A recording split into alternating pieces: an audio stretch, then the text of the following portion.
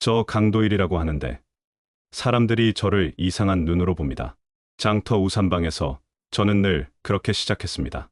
우산천을 볕에 말리며 손끝으로 사각사각 긁어보는 게 제 일상이었거든요. 그런데 이날은 달랐습니다. 천에서 미세한 눅눅함이 손에 남았어요. 아교가 물을 먹고 있구나. 저는 혼잣말을 중얼거렸습니다. 시각이 지나면 첫 소나기가 올 거라는 확신이 들었거든요. 마침 행상 하나가 지나가며 말했습니다. 해가 쨍쨍한데 무슨 비요? 저는 코끝으로 바람 냄새를 맡았습니다. 바람결이 꺾였어요. 논두렁 풀 냄새가 달다는 건 남쪽에서 올라온 습기란 뜻이죠. 말순의 국수집 처마 끝을 보니 물바지 양동이에서 물이 뚝뚝 떨어지고 있었습니다. 아주 미세한 물방울이었죠. 저는 그 간격을 세어봤습니다. 간격이 늘었네. 습기층이 두꺼워졌다는 증거다. 군용에서 파수를 서며 바람을 외웠던 시절이 있었습니다. 저에게 비는 점술이 아니라 생활이었어요. 하늘을 읽는 건 살기 위한 기술이었죠. 하늘은 여전히 맑았습니다. 사람들은 저를 비웃었어요. 하지만 저는 확신했습니다. 비가 온다고요. 그날 해질녘 관아 마당에 장정들이 모였습니다. 최영감이 제방 보수 치적을 연설하려는 참이었어요. 갑자기 저를 불러 세웠습니다. 이 고을에는 하늘의 뜻을 아는 이인이 있도다.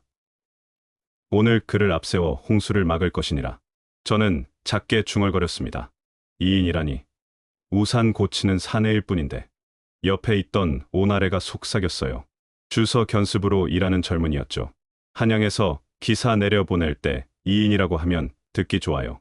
한 컷만 서주시면 됩니다. 저는 어리둥절했습니다. 그저 바람을 읽을 뿐인데 갑자기 이인이 되었네요.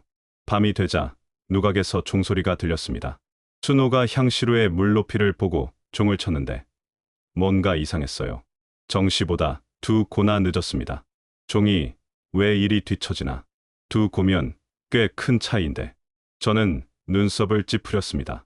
시간이 어긋나면 뭔가 틀어진다는 게 제 경험이었거든요. 바람과 비는 정확한 시간에 오는데 사람이 만든 시간이 어긋나고 있었어요. 뭔가 수상했습니다. 하지만 아직은 확실하지 않았죠. 더 지켜봐야 했어요. 다음 날 낮, 며느리 윤지수가 방각본 필사방에서 일하고 있었습니다. 제 방 주변 새거지 호적을 필사하는 보조 일이었죠. 지수는 꼼꼼한 성격이라 두 장의 판본을 대비해서 확인했어요. 아버님, 이상해요. 지수가 저를 찾아왔습니다. 어제 필사본에는 남부들판 12호가 있었는데 오늘 돌린 판본에는 통째로 빠졌어요. 저는 두 장의 종이를 빛에 비춰봤습니다. 종이 결이 다르네. 붉은 인주가 번진 것도 관아 인주가 아니야. 지오 냄새도 달라. 군영 시절 문서를 다뤄본 경험이 있었거든요. 종이와 먹과 인주도 생활의 냄새였습니다. 각각 고유한 특성이 있어요. 지수가 걱정스럽게 말했습니다. 철거 보상에서 빠지면 저 집들은 길바닥이에요. 저는 고개를 끄덕였습니다. 누군가 의도적으로 호적을 조작하고 있었어요. 그런데 왜일까요? 제방 공사와 무슨 관련이 있는 걸까요? 인주의 번짐을 자세히 봤습니다. 관아에서 쓰는 인주는 진득하게 번지는데 이건 건조가 빨라서 번짐이 얕았어요. 밖에서 찍은 도장이 분명했습니다. 뭔가 큰 일이 벌어지고 있었어요. 저는 직감했습니다. 그날 오후 관아 앞거리에서 오나래가 기사 초안을 낭독했습니다. 화공에게 저를 영웅처럼 그리라고 지시하더군요. 백성은 신통의 움직입니다. 현감치적에는 그게 약이에요. 저는 단호하게 말했습니다. 신통은 몰라도 종각 그늘은 알죠. 제 시선이 자연스럽게 누각과 사초고 사이의 그늘 동선을 훑었습니다. 이상하게도 화공의 화각은 늘 그 그늘을 놓쳤어요. 저는 이인이 되고 싶지 않았습니다. 그저 우산 고치는 사내로 살고 싶었어요. 하지만 상황이 저를 그냥 두지 않는 것 같았습니다. 오날에는 열심히 기사를 써내려갔어요. 저를 신비로운 인물로 포장하려고 했죠. 하지만 저는 알고 있었습니다. 진짜 신비로운 건 따로 있다는 거요. 바람과 비와 시간의 흐름. 그게 진짜 신비였습니다. 사람들은 그걸 보려 하지 않고 대신 저 같은 사람을 신기하게 여겼어요. 저는 한숨을 쉬었습니다. 진실은 언제나 단순한데 사람들은 복잡하게 만들려고 해요. 오부. 어둠 속의 움직임. 그날 밤 돌풍이 불었습니다. 소낙비가 내리기 시작했어요. 저는 말순내, 국수집, 처마에서 빗소리를 들었습니다. 물바지에서 뚝뚝뚝 떨어지는 소리가 평소와 달랐어요. 간격이 촘촘했다가 성기다가 다시 촘촉해졌습니다. 바람 방향이 남동쪽에서 서북쪽으로 돌고 있었거든요.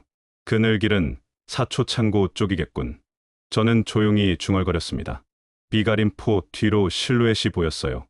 들것에 묶인 문서 꾸러미를 나르는 사람들이었습니다. 얼굴은 보이지 않았지만 움직임이 의심스러웠어요. 시각과 경 사이 어둠. 종각이 늦으면 통금 틈이 생기지. 저는 혼자 중얼거렸습니다. 아, 그래서 종을 늦게 쳤구나. 시간을 조작해서 야간 반출 시간을 만들어낸 거였어요. 물에 젖은 우산천을 고의로 접어서 품에 넣었습니다. 나중에 증거가 될 수도 있을 것 같았거든요. 제 직감이 맞다면 이 우산천에 뭔가 묻었을 테니까요. 비는 계속 내렸습니다. 하지만 저는 이제 확신했어요. 이 비는 자연스러운 비가 아니라 누군가의 계획에 이용당하고 있다는 거요. 다음날 저와 오나래는 누각으로 순호를 불러 세웠습니다. 향시루 옆에서 따져 물었어요. 종이 늘 두 곳씩 늦어요. 일부러 늦춘 게 아니라면 물시표가 틀렸거나. 순호가 머뭇거리며 대답했습니다. 도방 백도방이 밤마다 와서 종은 천천히 치라고 했습니다. 밤에 들거 나를 일이 많다며 오나래가 결심한 듯 말했습니다. 저 진술 승정원에 올리겠어요. 출입해 대조도 시작할 거고요. 저는 상황을 정리했습니다. 두고 늦추면 밤 반출이 해시 전으로 둔갑해요. 장부에는 깨끗한 밤이 남죠. 시간을 속이면 죄도 늦춰집니다. 하지만 비는 시각을 속이지 않아요. 자연은 거짓말을 하지 않거든요.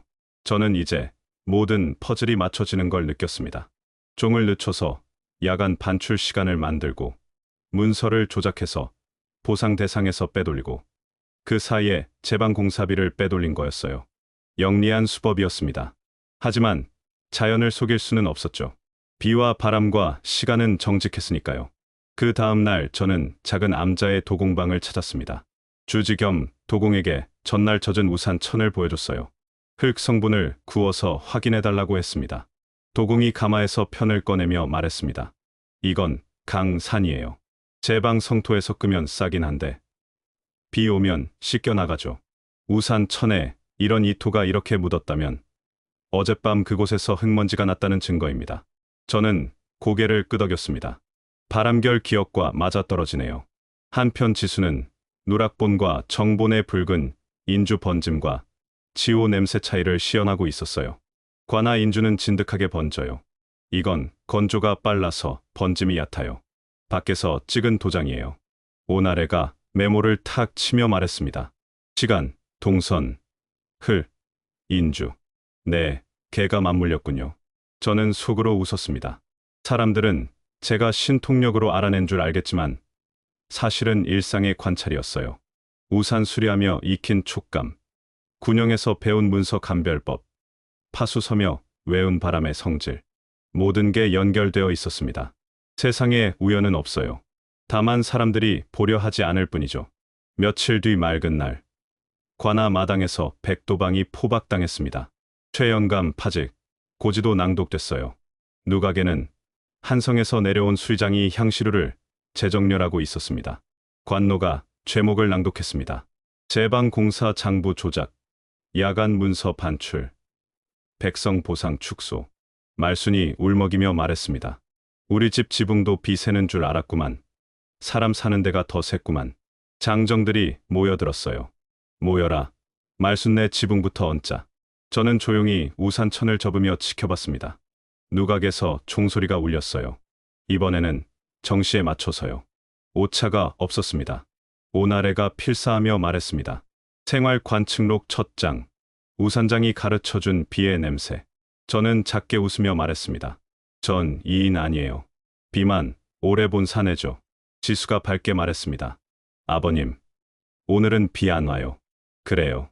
오늘은 볕에 말리죠. 내일 장맛비가 몰려오니까 오늘 다 말려야 해요. 저는 장난스럽게 대답했습니다. 하늘을 보니 내일은 정말 큰 비가 올 것 같았거든요. 하지만 이번에는 자연스러운 비였어요. 누군가의 음모에 이용당하지 않는 깨끗한 비 말이에요. 장정들이 기와를 올리는 소리가 정겨웠습니다.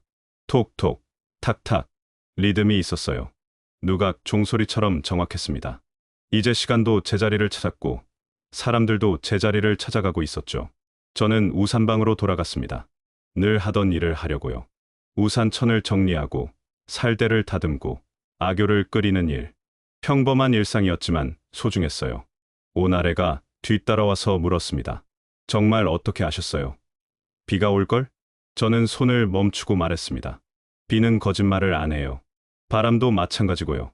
사람만 거짓말을 하죠. 그럼 앞으로도 비를 맞힐 수 있겠네요? 맞히는 게 아니에요. 그냥 듣는 거죠. 자연이 하는 말을요. 지수가 국수를 가져왔습니다. 말수 내에서 끓인 따끈한 국수였어요.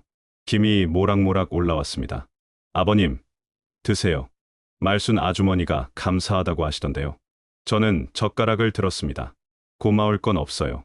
제가 한 건 우산 고친 것뿐인데. 하지만 속으로는 뿌듯했습니다. 작은 관찰이 큰 일을 해결했으니까요.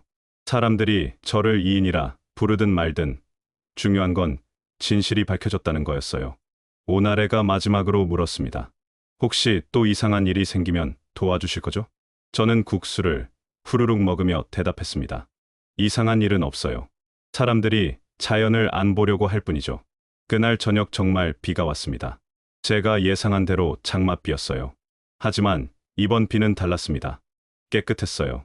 거짓과 음모를 씻어낸 뒤에 비는 더욱 맑았습니다. 저는 처마 밑에서 빗소리를 들었어요. 뚝뚝뚝. 일정한 간격이었습니다. 자연스러운 리듬이었죠. 종소리처럼 정확하고 사람들의 마음처럼 따뜻했어요. 시간을 늦춘 자들은 법으로 끌어당겨졌고 비가 씻어낸 건 장부의 먼지뿐만 아니라 사람들의 오해였습니다. 저는 여전히 우산 고치는 사내였어요. 다만 이제는 사람들이 제 말에 조금 더 귀 기울이게 됐을 뿐이었습니다. 그리고 무엇보다 중요한 건 제가 여전히 비의 냄새를 맡을 수 있다는 거였어요. 그게 제일 소중한 거였습니다. 자연과 대화할 수 있는 능력. 그건 누구도 빼앗을 수 없는 제 것이었으니까요. 비는 밤새 내렸습니다. 고요하고 평화로운 밤이었어요. 내일은 또 맑을 거였습니다. 저는 확신했어요. 그리고 그 확신은 언제나 맞았죠.